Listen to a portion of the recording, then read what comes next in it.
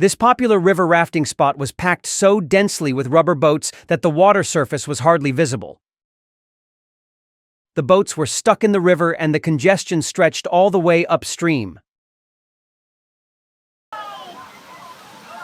River rafting has become popular in midsummer China to escape the heat, drawing huge crowds. The video shows boats flowing downstream colliding with each other.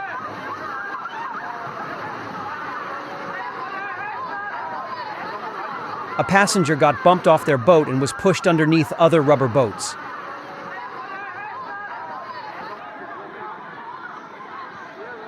Another boat collided into a different passenger's face. According to local media, the crash happened after people in the front started to play in the water. It caused the boats behind to pile up. Local authorities are urging visitors to avoid weekends and holidays if possible.